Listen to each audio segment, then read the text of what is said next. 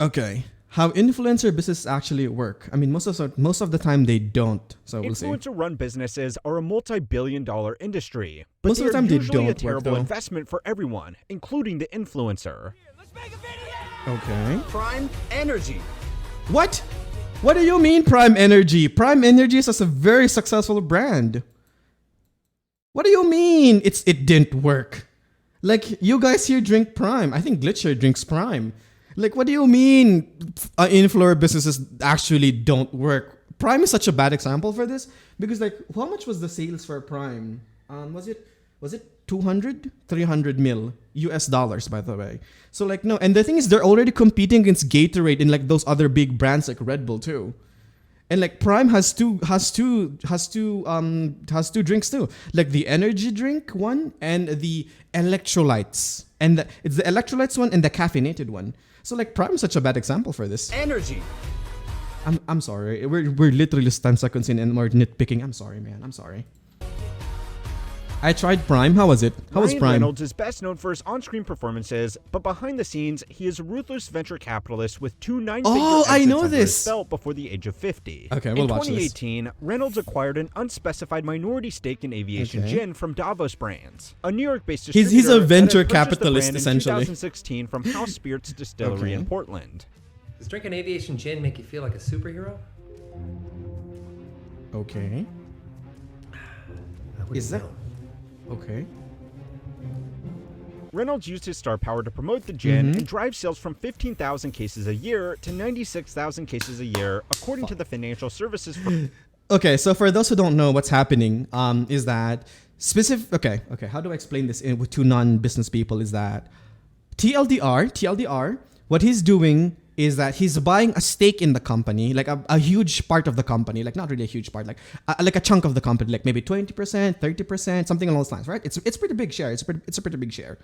And then after that, he because of his popularity as a Deadpool or whatever characters he plays, he basically markets and advertises, the company at it until it gets an increased or significant increase in revenue or like product sales or etc. whatever, right? Or basic influence or market share. So once that company has grown by, let's say, a good margin, what happens is that he increases the value of the company through his quote-unquote star power by advertising it to his own audience. And then, certain algorithms start picking that up, such as maybe TikTok or such as YouTube algorithm, to promote it more, right? Because everybody knows Ryan Reynolds, right? And then after that, he then sells that shares, which increases his value more. So let's say it's like basically like an investment. So he invests 20 million in the company. He makes it a point that the company succeeds by marketing it, by making it popular at some level, increasing the revenue, sales, influence, or market share. And then after that, when it's on a higher level or higher status, he then sells his share for like a profit of let's say like maybe twice his investment. Twice his initial purchasing price. Because the thing is, he can do this because he's popular and he's popular and everybody knows him, and he's not really washed off, because you can still see him in like certain movies. Like, he will always be the iconic Deadpool, and Deadpool will still be Ryan Reynolds. You know what I mean? It's like, this is like what the smart things that people do, smart celebrities, at least that's what they do. Firm Jeffries. And then we had our children, and that's when I realized that my business major is coming out. Yeah, the liquor market is dominated by well-established brands that customers show it's a really high okay. Some degree of flavors are better than loyalty others. to. Oh, for The Prime? market for alcohol in America has also I stagnated, want to try the Blue with younger Prime, though. consumers choosing to drink less or not at all as a healthy lifestyle choice or a way to save money. In a declining and rigid market, a 540% increase in sales over just 3 years is a clear sign of how effective a dedicated okay, influencer-led Tar, have marketing fun on campaign break. can be. The liquor giant Diageo, that already owns brands like Johnny Walker, Smirnoff, It's really Bailey's, good. Captain Damn, I Morgan, wanna try and it, their but own it's so gin brand expensive. Tanqueray, recognized the potential and purchased Aviation Gin outright in 2020 for $610 million. Damn. What a Chad. Well, I love What a Chad. marketing.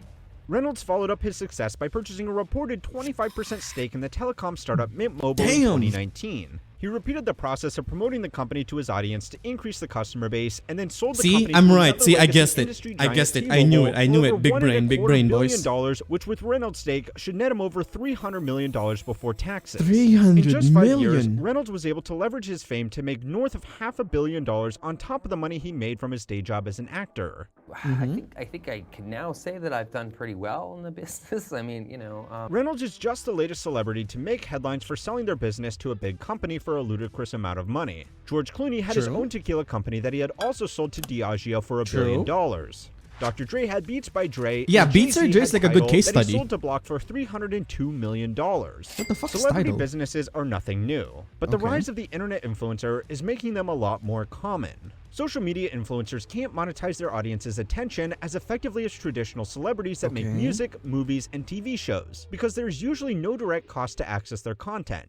When you see a tweet or an Instagram post from one of your favorite celebrities showing off the good life with a cool outfit, a new beauty product, or a beautiful vacation spot, there's a chance the star has a good reason to tell It's you probably about it. an ad. Money. Someone who pays to It's watch or probably listen an to ad. content is always going to be Do you more guys valuable than do you someone. guys always see this in like your Instagram feeds or like in TikTok where for example, like in TikTok or Instagram, right? They take pictures or they make short videos about like, oh, look how cool and niche this product is. And then like sooner or later, you see the comments and there is like an affiliate link. It's at some level a form of marketing already. This is why if you guys notice, like some of the game ads right now are focusing really hard on TikTok and short form content. Like if you scroll in YouTube Shorts, TikTok, you would always see like this out of proportion ads that doesn't really fit the game. Because that's currently the best way to pull it off. Now, here's the thing. I strongly believe that every marketing will be transformed into digital marketing in the future. Like, for example, if you have a service, like accounting services, right, that you want to render, the best way to advertise it is making a TikTok account or a YouTube account and making a viral comedy skit about it. That's my strong opinion, because at some level, it will always generate you views, and generate views or more eyeballs and more impressions are basically, more chances of you to get a clientele or to get customers. At some level that goes the same way with products. Like for example, a good example of this is basically like knife sharpening videos. Like haven't you guys seen like knife sharpening videos? Or like no, what about flex tape? What about flex tape? Everybody knows flex tape, right? Because the reason is it's so out of proportion. There you go, Yuki. It's so out of proportion that people find it entertaining, but at the same time, in their mind, it stamps in their mind that is what flex tape can do. So it's also a publishing, it's a marketing stunt, and don't get me wrong, it also can generate you ad revenue as a sideline too. You know what I mean? That's how it's pretty good. So this is why, if you guys noticed, that majority of content creators don't take ads anymore. They don't like the big YouTubers, like the very big YouTubers. They don't like get sponsored by Raid Shadow Legends anymore, or let's say by NordVPN anymore. Some of them do, but majority of them don't. But you know what they do instead? They sell their own products. They market their own products. They advertise their own products. They advertise their own merch. If not that's not the case, they advertise their own group. Like for example, like VTubers. VTubers on the other hand, they advertise their other co-working VTubers, but in the same line, you actually notice that they're in the same team or they're in the same organization. So that's what it works nowadays. So at some level, I feel like digital content creation is going to be the market for for marketing and that kind of stuff.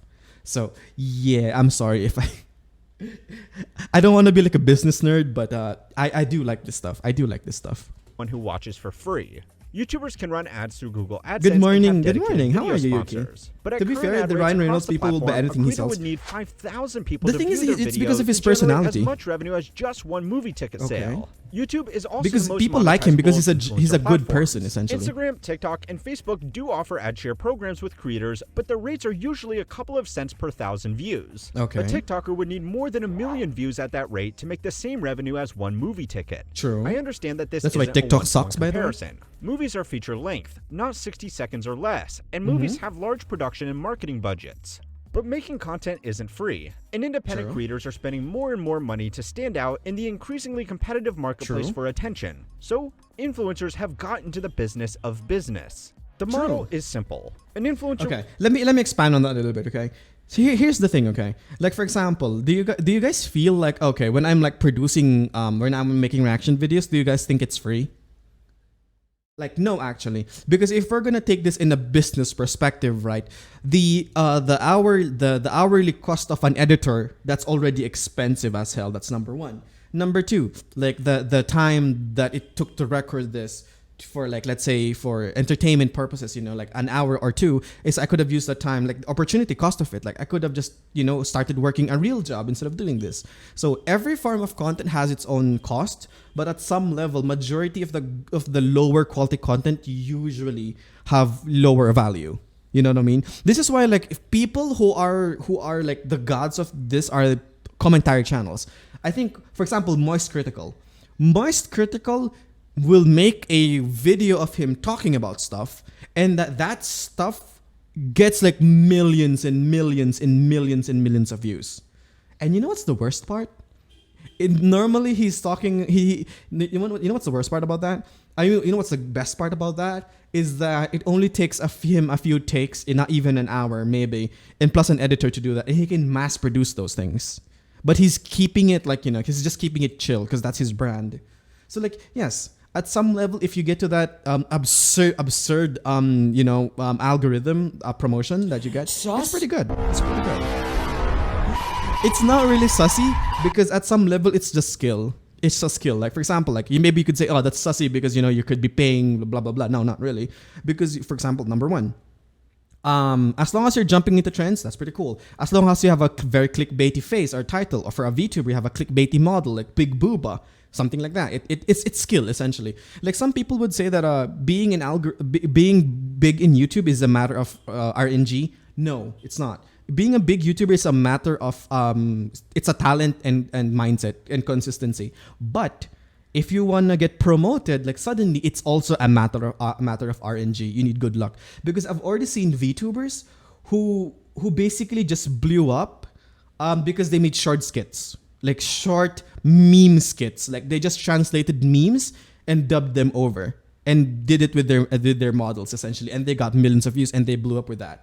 Like it's a thing. It's a thing. Sometimes you can get lucky, but if you want to reach the top 1% of YouTubers, you need to have skill and talent for that, or like a good team behind you. Or if you don't have a talent and you don't have skill, at least some sort of personality that makes you shine above the rest, like Moist Critical essentially. So, like, yeah. Will promote their product, which I'm gives them sorry. a competitive edge over I'm other sorry, I'm businesses giving you that a need to business pay for lecture. traditional marketing campaigns. I'm sorry. Influencer businesses only work in high-margin, consumer-focused products Okay. that typically have large marketing spends like liquor, fashion, cosmetics, sorry, man. and I'm already fast-moving giving you, like consumer goods. a lecture Gatorade already. spent I'm sorry, $59 dude. million on marketing in America in 2021, according to company filings. Mm-hmm. If Logan Paul and KSI can get similar market Damn, those are recognition hot girls. without spending that kind of money on traditional advertising, they will have a business that is Go far more ahead. Go profitable ahead and and rest easy. valuable. Business-to-business products and products Okay, that good don't night. rely on large advertising spends gain much less from being run by an Hmm. influencer because their business edge is the free advertising they offer. Okay. If you study this space for long enough, you will realize that there is not much variety in influencer businesses, and that's just the first problem out of 4. Mm-hmm. So it's time to learn how money works to find out why influencer businesses are terrible investments even when they are worth billions of dollars. This video was made possible by HubSpot. I kind of disagree with that a In little this bit. video, I'm narrowing in on one very specific I'm kind of disagree with that because influencer products or not, it doesn't matter. Let's be real here. Influencer product or not, it doesn't matter, because what matters the most is the product itself. Like, let's say if Mr. Beast advertised, let's say, a chocolate like Feastables, right? He advertised Feastables. Everybody would see that and would try it out, right? And if it's good, he gets more sales, he gets more returning customers, and he gets generally more revenue, more profit from that, right? But let's say, for example, like this new brand company called like Mr. Chocolates suddenly released chocolates that are, really good too, and they don't have Mr. Beast. As long as the chocolate's good, it's gonna circulate to word of mouth. So the same goes for like every service or product. It may be food or like some kind of stuff, I guess, whatever, like a plunger. Who cares? It's as long as the product fits the need and has a good demand for it and has a good function for it, good quality, of course, and etc. I think it does work. It doesn't matter if it's influencer based, because as long as it's a good product that hits a specific niche and does a specific function that like fulfills the requirement of that purchase, I think it's gonna be great, and it's still gonna be always gonna be good. But here's the catch though: if you have a marketing backer, like let's say like Mr. Beast promoting your product, of course it's gonna be good, because the initial sales would be just flying all over the place. But if you don't have that, it's not really a matter of influencer businesses are bad or good. It's just a matter of how good the product is or how good the service is. That's what I would say, at least.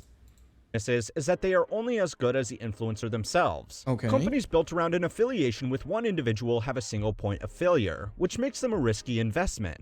If the Okay. influencer steps back from the business, the brand loses its free advertising and its competitive edge. True. When Reynolds sold his share in aviation gin to Diageo, part of the deal was a 10-year earnout for him to remain on as a media spokesperson and maintain the performance of the brand. Diageo's M&A team knew if they lost Reynolds, the brand would become just another premium gin in a highly competitive shrinking market. It can be even That's worse true. if the individual decides to go full Kanye and publicly destroy their reputation. If a brand is aligned with the image of an individual person, To be it's fair, I love essential that Kanye, their though. image stays He's a meme. desirable. Adidas was left with $1.3 billion worth of unsold Yeezys after their split with West. But let's say it doesn't get Kanye level bad. Even the influencer businesses have a shorter than average life cycle. Just the success of an influencer's business can make their fans unhappy, Okay. because nobody likes being advertised to, and the cultural stigma of selling out can turn their fans against them. What do This you is mean? more common with certain Everybody- types of celebrities. Do you guys get hurt by that? Like, for example, if I started promoting products or selling out, would you guys get hurt by that? Would you guys get annoyed by that? Because here's the thing: is that that's true. Everybody doesn't like the idea of getting sold out, but the moment, as long as your community or like the viewers or whatever know your intentions are, I think it's understandable. Like for example, here's the thing with it's like, for example, here's the thing with the NFTs, right? When celebrities and YouTubers and content creators started promoting NFTs, the problem was that they didn't know what they were promoting and they didn't know what they were getting by, and they already had a negative stigma of NFTs being a scam. That's why nobody likes NFTs. But if you're telling me, let's say, like Ryan Reynolds promotes, no, not Reynolds. Let's say who's a good popular celebrity? Zendaya, okay? Let's say Zendaya or Zendaya. Sorry, I don't really watch movies. I don't have money to go to the theaters. For example, like Zendaya, let's say buys a stake like a makeup brand or a makeup company. Like, as long as Zendaya genuinely likes her product, genuinely promotes it, and it doesn't feel like an instant cash grab, people will support that. Like, I don't know, man. I feel like this video is a little bit biased though. That's what I think, at least, because because like the thing is that people don't mind getting advertised to, as long as they could see the intent, they could see the use, and they could feel it's genuine. This is why people would rather, this is why marketers or advertisers try to aim for people who are already in the niche. For example, Linus Tech Tips, you guys, biggest tech channel, I think. Why do you think his main sponsors are tech stuff? Because he has a tech audience. You know what I mean? And his tech audience is his influencer businesses. Like he's a media group essentially that promotes and advertises. That's his main core of business, is basically working so well he was able to expand. And that's an influencer business, and it works. You know what I mean? Do you get me? As long as you're advertising to a community that actually appreciates the product or has a semblance of like interest in it, you're gonna do well. And it's not like it has no malicious or ill intent. Like, bro, this is like basic masters. Like, this is basic post graduate stuff, man. Particularly music Like, genres why? that pride themselves on their Why, dude? counterculture image. Like, even an Reynolds undergrad received can substantial deal with fan this stuff. backlash after his part in selling Mint to T-Mobile. Okay. Fans liked the low-cost product, but they also liked the alternative to traditional cell carriers, which are some of It's the like most testing the hated waters, companies yeah. in America, alongside the Weinstein Company, EA, and Monsanto. Fans were sold on this EA? alternative by someone they trusted, and Reynolds used that trust to make $300 million by selling it to the bad guys. Finally gonna fill whatever hole That have one I inside my agree with soul, completely, and 100%. emphasize external success over quieting an inner child, futilely craving some sort of illusory acknowledgement from my now deceased father. It's not just the fans that lose out here. Reynolds himself could struggle to repeat this business plan again after losing favor with his audience. The company can also suffer. A large telecom company buying a small telecom company happens all the time, and usually their customers never even know it happens. But Reynolds' involvement made it big news, and people are leaving Mint just to make a point. Reynolds was only a minority shareholder in both of these companies, so he may not have been able to stop their acquisitions even if he wanted to, and that's problem number 2 with influencer-owned businesses. The influencers don't own them. Logan Paul and KSI's Prime Energy is majority owned by a distribution company called Congo Brands. Wait, what this influencers don't own them, but like influencer businesses actually don't work.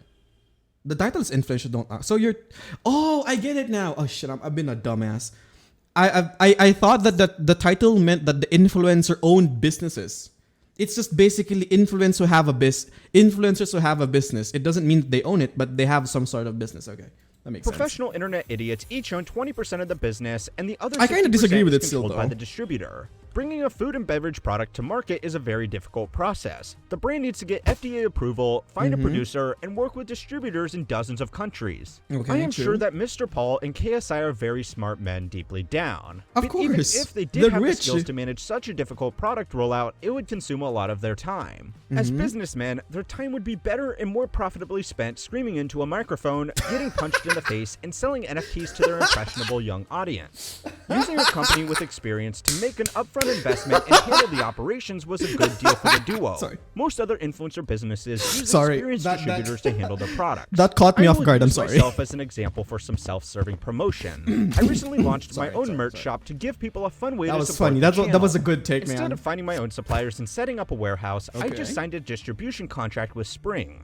They handle the website hosting, manufacturing, payment processing, and distribution for a cut of the profits on So it's whatever like- I sell. so it's like drop this hoodie shipping? made some YouTuber $6 is the whole truth. I knew this was a risk. So it's like a If the drop supplier shipping thing? dropped their quality standards, people wouldn't blame them. They would blame me. If the influencers don't own the companies selling what is supposed to be their products, they can lose control of their brand's direction and end up contractually bound to a product they no longer support or being forced I to swear to provide God, I know that I'm gonna segue a little, sideway a little bit. Holy shit, Selena Gomez is hot. Like, I know this is not part of the video anymore. It's not part of the God damn it, Selena Gomez is hot, man. Like, you guys didn't know this, but when she was a part of High School Musical, I had a huge crush on her because like, she's hot. I like her. She's a mixture of cute and sexy at the same time. She's so cute and then a mixture of sexy too.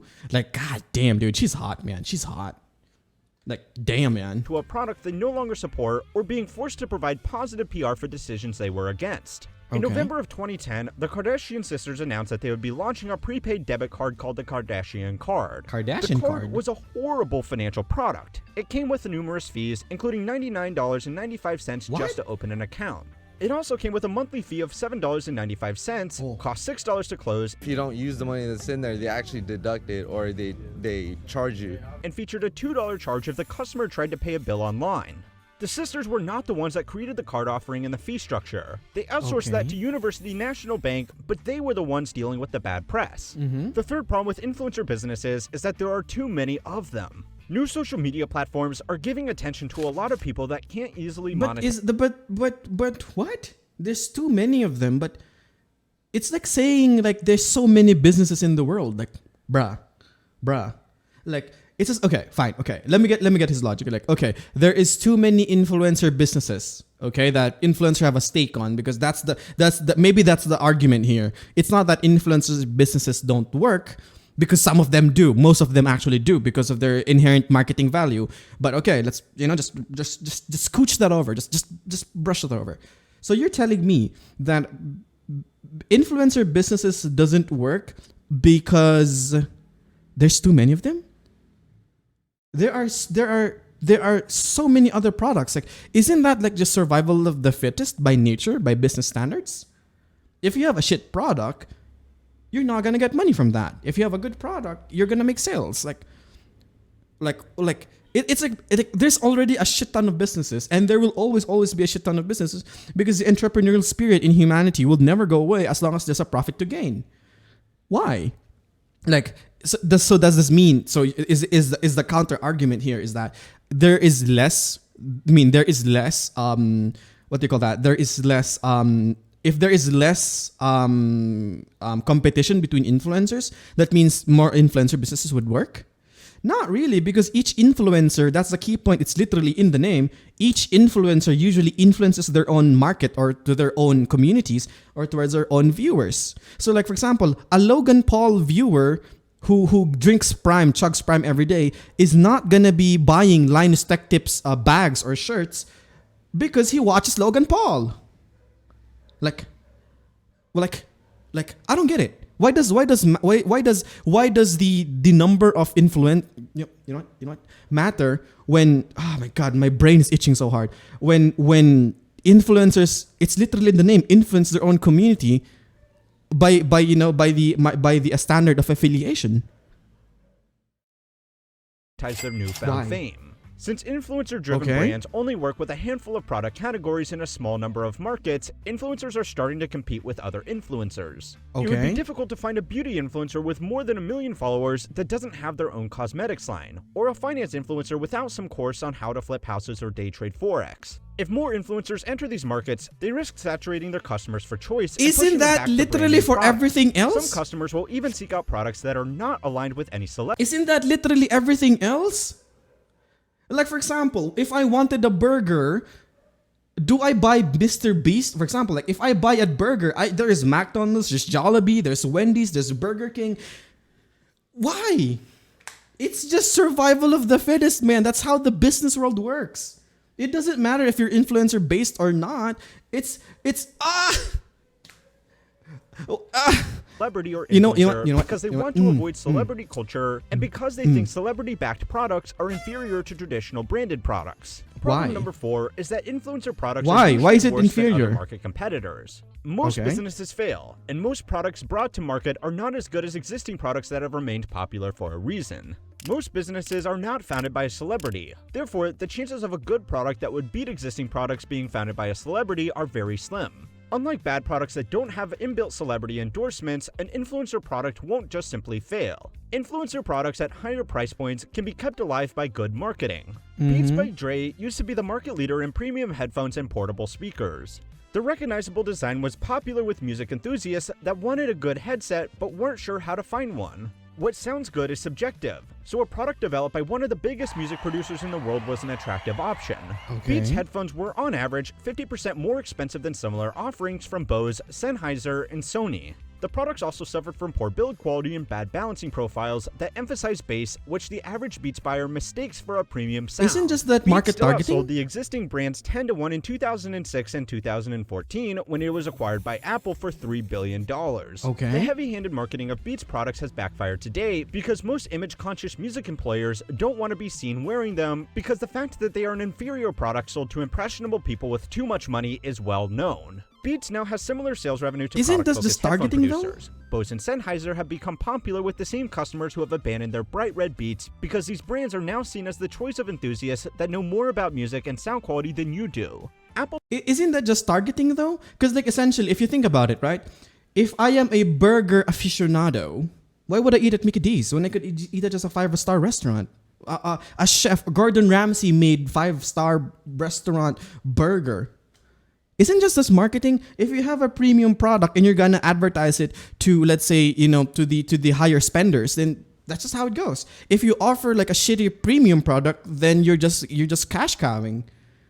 You're just cash grabbing essentially. Like if you offer a cheap product to a cheap mass, I don't get it. That's just how the market works, man. It's called targeting.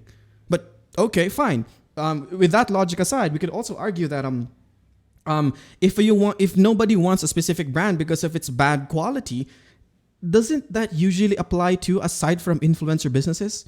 Like for example, Samsung phones. You guys remember the thing when Samsung phones exploded in your face and bursted into flames?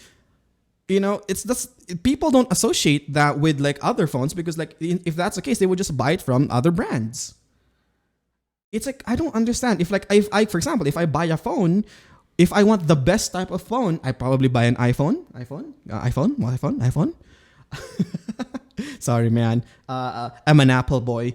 But essentially, yeah. If you want the brand of phone, then buy an Apple. Even though I use an Android, you know what I mean? Like it's like the same thing. It's just perception by the end of the day. Like aside from this, is that like for example, like if you just fix your reputation by producing more quality products, better products in general, I think it's gonna work well. It's gonna bode well for you. But if you have a damaged reputation, just why not rebrand?